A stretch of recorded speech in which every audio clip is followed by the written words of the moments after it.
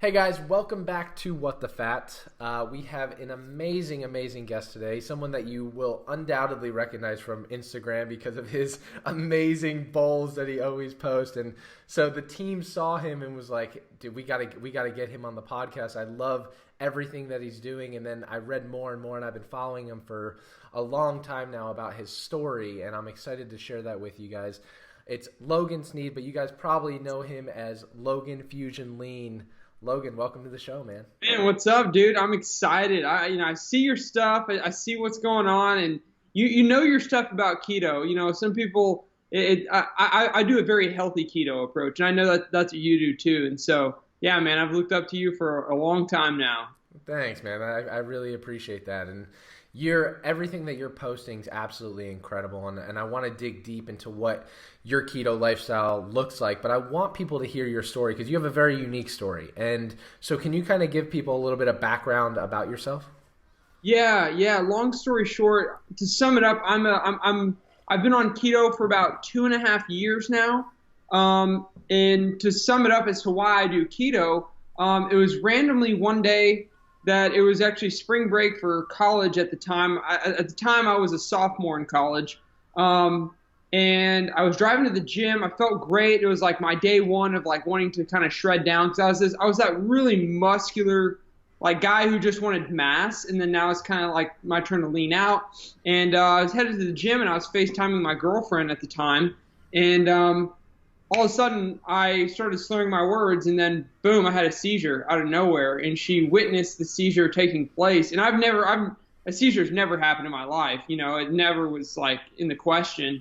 So random seizure, and then, you know, it was a blessing. I drove off the road unconscious. So I drove for like half a mile unconscious. Then, you know, people obviously were like, well, what the heck just happened to him? Like, was he on drugs? Like, what was he doing? What was going on? And so they had to analyze that. I woke up in the hospital, and they said his blood's like great. There's nothing. We don't know. And so then they had to say, like, well, we're going to go look and see if there's something in his brain going on. And then they found that tumor there. And literally, like, ASAP, I basically had a brain surgery. The first brain surgeon I talked to, he said that I'll probably lose my speaking and my hearing ability in the surgery. And then the second one was like, no, with me, that's not going to happen. And he's actually known as the #1 brain surgeon in the world. And long story short, from there, you know, I had to wait about 2 to 3 weeks for the diagnosis of it, like what was going on. And it came back as a stage 4 glioblastoma, which you probably know is not the good ones. Right. And from then on out, you know, it was just like the story of the diagnosis is really what changed my life. You know, I went in there with my mom and my dad, obviously, and I wasn't nervous, to be honest with you, because I was just like, there's nothing going to be wrong with me. I mean, like, it didn't happen to me, you know? And so she was like, well, sorry, you know, this is a stage 4 glioblastoma tumor, and you got about 1 to 10 years left to live. And of course, when I hear that, I don't know what the heck I was supposed to think. Like, oh, thank you. Sure. Yeah. I'll listen to that. Cool. You know, like, what am I supposed to do? And so my dad, you know, of course, being the father, was like, so what should my son do? Can he do anything? Well, we're going to do some chemo and some radiation. That's really all that we can do. And he said, okay, is there like maybe some food he should eat and not should eat? You know, what should you do? Well, there's nothing really. And so he goes, you're telling my son that he can have a beer and a burger, and that's all he can do. Yeah, I'm sorry to say that. And she said that word for word. And so from then on out, I didn't know what to do. I didn't know what to overcome or anything. And I had a friend randomly tell me one day, we went actually paddleboarding down here in Austin, and you know, just kind of like expressing how I was feeling. And he's like, have you heard of this keto diet before? I'm like, no, what is that? He's like, I went to Hawaii visiting some friends, and they all live there in Hawaii, and it's a big community of people, and they've followed the keto diet their whole life there. And I was like, okay, what is that? And he explained it, you know, high fat, medium protein. And ever since I left that little meeting with my friend, like, you know, hanging out, I literally went 100% at figuring out what this was.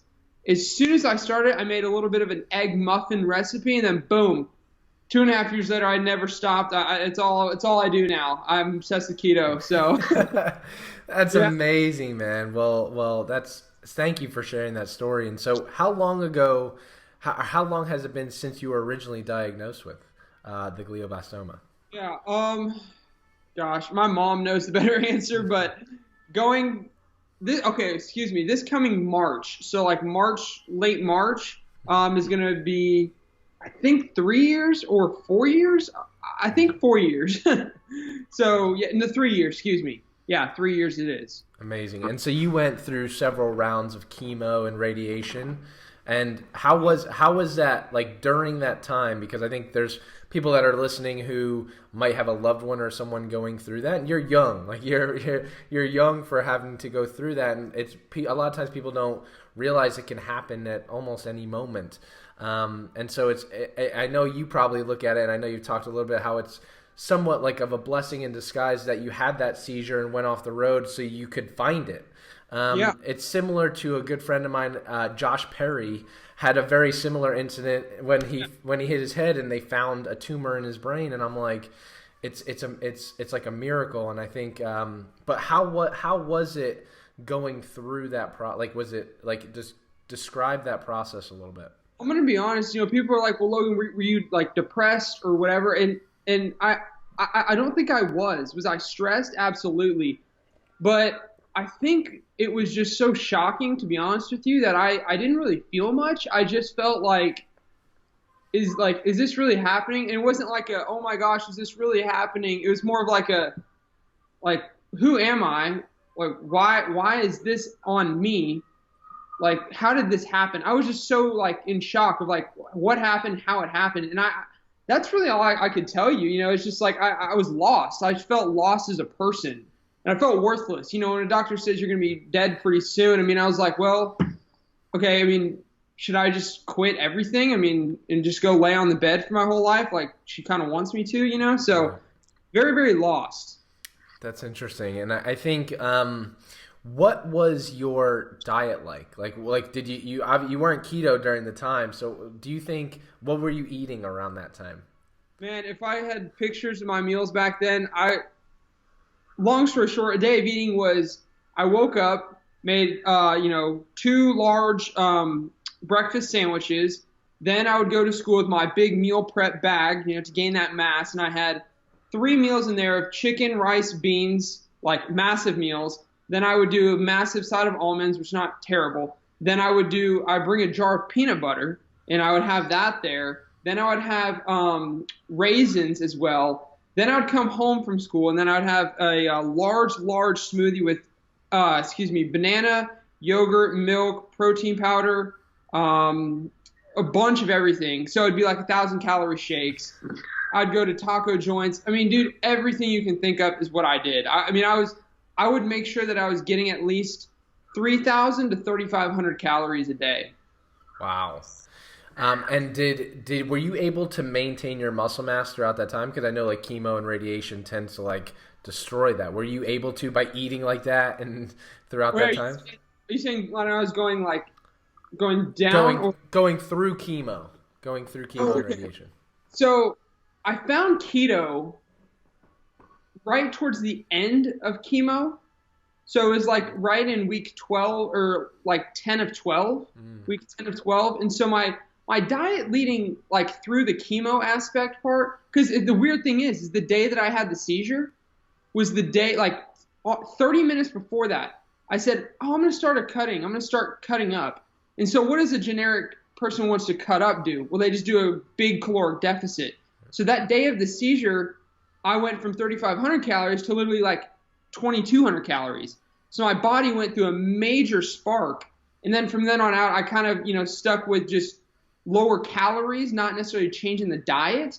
Then I found keto in the week 10 and 12. But I was doing, I remember being up in the woodlands doing chemo and radiation, and I was getting healthier, but I would have eggs and I would have like 4 pieces of toast, as I always did. It'd be 4 pieces of, very, very healthy bread, or whatever. But whole grain, stuff like that. So amazing. And so going through, those trials and tribulations, how do you think that changed your perspective, not only on diet, but like just in life in general? Man, I mean, it made me totally change of like, dude, realize what right now is worth. Like right now, I mean, it's worth $1 million and people don't understand it. And I was always like, well, I need to look this way. I need to get approval from other people. I want to be the most swole guy. Like, no, like now I just want to be the best version I can possibly be of myself. I'm not worried about anybody else but myself. And if I'm worried about myself becoming better and better, then that's going to correlate with the people around me and the people that I help and the people that I'm with. So, man, I just learned what right now really means. I love that, man. It's all about perspective, being present in the moment, and appreciating the day for what it truly is. And I think going through that trial and tribulation makes you like kind of realize that even more so. Yeah. So it's amazing, man. Thank you for sharing that story. I think hopefully that resonates with a lot of people, of like whether they know someone that's going through that battle and seeing the bright side at the end of it. Because I'm excited to dive into like what you're doing now. You're ripped. I see all these pictures of you posting these like shredded photos, and I'm like, dang, like you would never have guessed all of the things that you've gone through. So huge kudos to you for everything you're doing and with your training and eating and everything like that. One of the questions I want to, so when you heard about the keto diet, when you heard about like, hey, here's how people eat, these people in Hawaii are doing this thing, what was your first like crack at it? Was like, did you hit it on the head when you first did it, or did you like me, like I failed miserably. Like I was eating heavy cream for every single meal and it just was awful. But what was your first crack at it? That's a good question. You know, it was, and people ask me that, like, Logan, keto didn't work for me in the first 5 days. I said, well, did you really stick to it? You know, like you got to ask yourself that. And I remember starting it and I never looked back. And the reason was because it gave me a motivation of like, this could work.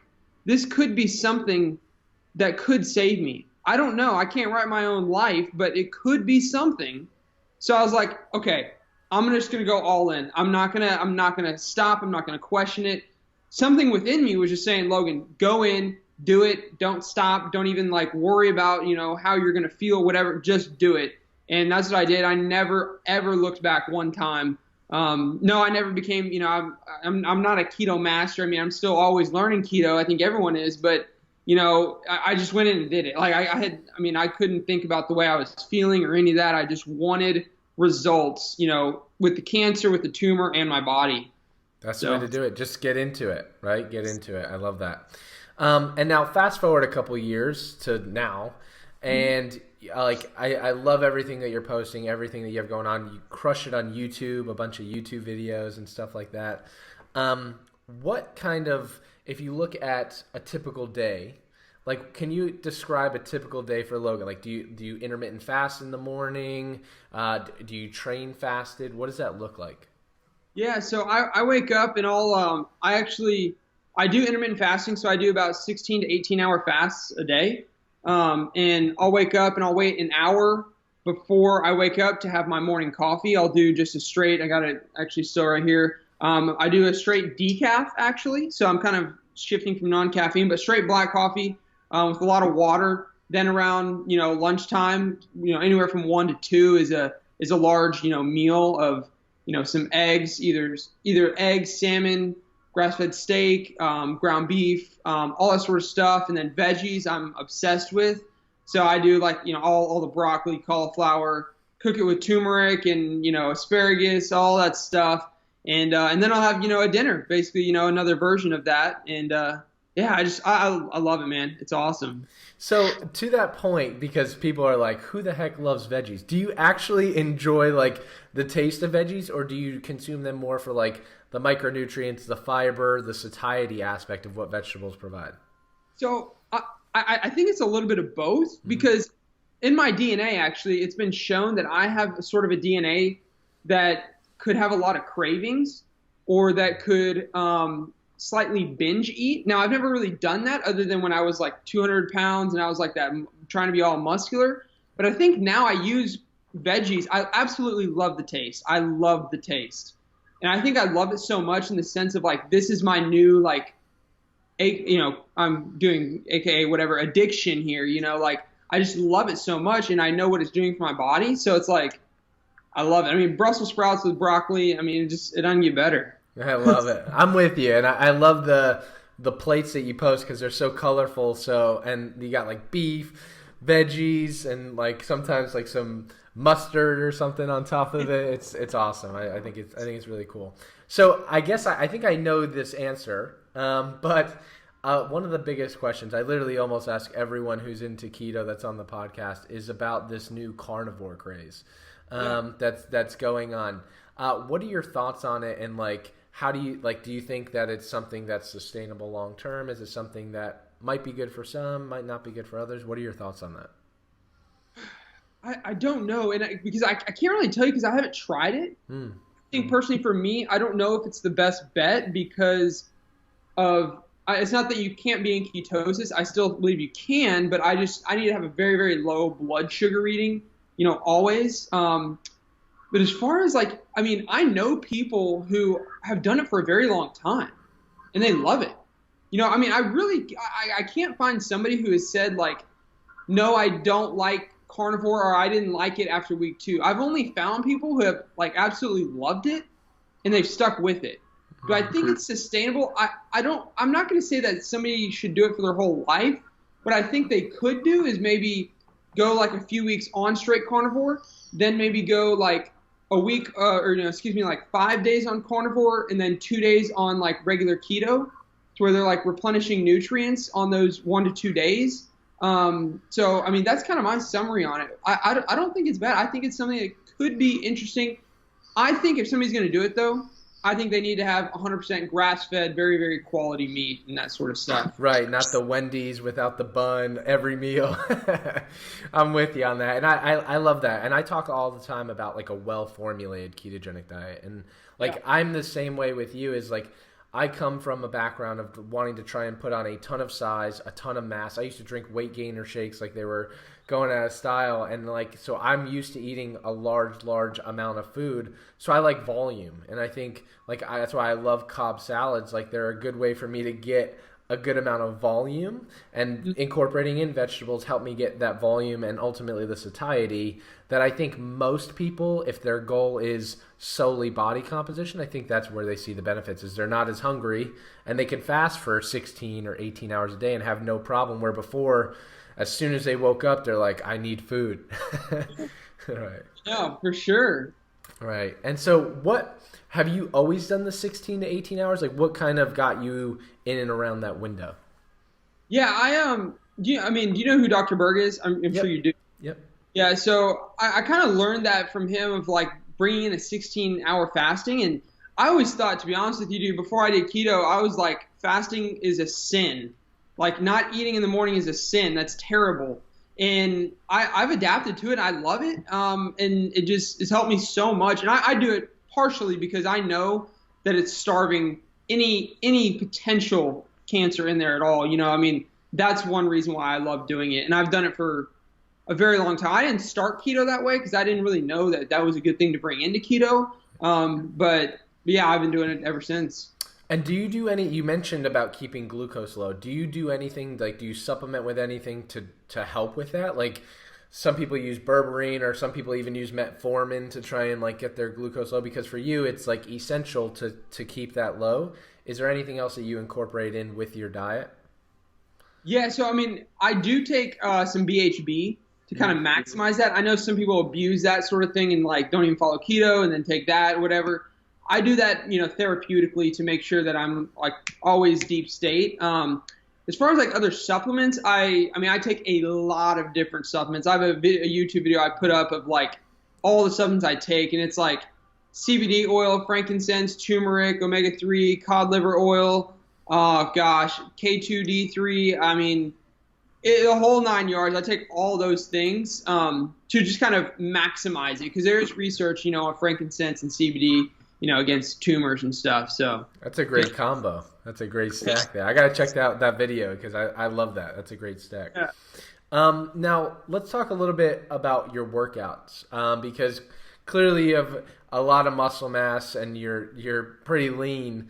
What does that look like? Like, do you work out 5-6 days a week? Are they like, if someone saw your picture, they're like, oh, that guy must be in the gym for 4 hours a day. Like, that's all he does. You might be, I don't know. But what does that look like? Because like people look at you and they see the meal and they see your physique and they're like, I want to look like that.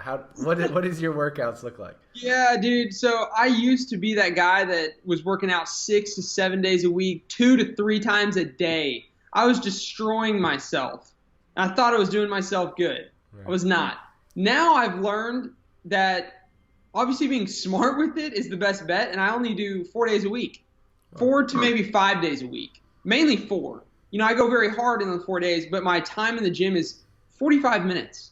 That's it. I cannot spend a ton of time there. I mean, I got a lot of stuff going on, but like, I just don't like wasting time in the gym and sitting there and like resting for 10 minutes. And, I hate that stuff. So 45-minute workouts, man, 4 days a week. That's the way to do it. Do you do mostly weights, cardio? Yeah, I do like hypertrophy style lifting. So weights, some high intensity. So a mix of, CrossFit style is what I love doing. Love that. And so we're coming to the end, but I want to talk a little bit about you work with a lot of different people, right? You work with people all over the world. What are some of the biggest obstacles you find that when you're working with someone, especially even getting them started on like a ketogenic lifestyle, what are some of the biggest obstacles you typically see? I think some of the biggest things is, and it may not be physical obstacles of like eating a certain thing, but I think a lot of people are very unsure. They go into it so unsure that if they hit one like mishap or one like problem, it's like, oh my gosh, it's not working for me, and so they start freaking out. They think they need to go in absolutely perfect, like they need to be a keto master as you go in, and that if you mess up, you've ruined the whole thing. Your results are never going to happen. I think they need to go in with a very like open learning mentality and that sort of stuff. As far as like physical, like problems, I would say is like people, I don't think they're getting in enough sodium and enough water. And their body's adapting in that whole process. So I think, getting in the sodium, getting in the water, some electrolytes. And I think people can go in abusing it in my thoughts of like, I'm just going to do some Wendy's, lettuce wraps or whatever. Like the nutritional value of quality meat and quality veggies is going to give you so much more benefits than your body just going for macros, like so much more than that. So I would say that people need to go in a little bit more open-minded, when they're starting and stuff. Absolutely. I love that. Like, I think focusing on whole foods, real foods that are high quality is absolutely important and essential. And I think sometimes people come in, and that's where a lot of the naysayers are like, well, these people are just going to Wendy's and getting bunless burgers, and then they'll jump over and get chicken wings and doing this, and they never truly have what we call like a well-formulated ketogenic diet. And I think that's very, very important. And I like that you show a lot of that on social media of like, hey, like this is what like a meal looks like, and this is how many calories are inside of this meal that I'm eating, which I think's really cool. Now, one of the questions I want to ask you, kind of summarizing everything up, because you talked a little bit about your story, you talked a little bit about your ketogenic lifestyle and some of the things that you might recommend for others, or some of the things that might be challenges for others when they're first starting. What are some tips on just general life and perspective side? And then what are some tips on the keto side that you could give to people that are listening? Some that might just be going through a trial and tribulation like you face, and some that may be the new year, new me still crowd, and they might trying to just be getting started on a ketogenic diet. What are some tips that you have for those people? Yeah, man. So a quote that has changed my life when I was kind of diagnosed in this whole sort of thing. I can't remember how I found it, but it goes, "It always seems impossible until it is done," by Nelson Mandela. We always have these like mentalities of thinking it's too difficult, it's impossible, that it's not going to work for me. Go in and understand that it's all about the process. Nick Saban, Alabama coach, he says it every single day in his practice, like 100 times a day to these people. It's like he drills it in their head. He says, it's about the process. It's not about our game tomorrow. It's not about the national championship. It's about the process of right now. So people going into keto or whatever, if like they're using the scale of like, oh my gosh, I didn't lose 10 pounds in 5 days like, Rachel did, and so they're using that as like, they're letting that control them. You cannot let your circumstances, you cannot let the situation, you can't let the problem, you can't let the future determine you, and you can't let the past hurt you. You want to create yourself in the right now, and that's the most important thing that I focus on every day is like, stop thinking about 5 years from now. Yeah, it's great. Yeah, of course I have my goals in 5 years and that sort of stuff, and stop thinking about what has happened to you and start thinking where you are now and what you can still do. So definitely it's all about the process. I literally tell myself that daily, the process. I love it, man. It really is. A lot of times people just want the end result, but the real learning and growth happens throughout that entire process. I love that. And then what would you say are just some quick tips for people who might just be starting out? Like you mentioned, one was, I don't think enough people get enough sodium, but people who are just starting out, what are some things that you might say, hey, these are some things I might recommend for you to do? I would recommend going into it and don't think of a low carb diet. Think of a ketogenic diet, because the mistake that people can make is like, oh, I'm just going to do some chicken and some lettuce. And it's like, they wonder why they're starving, Right.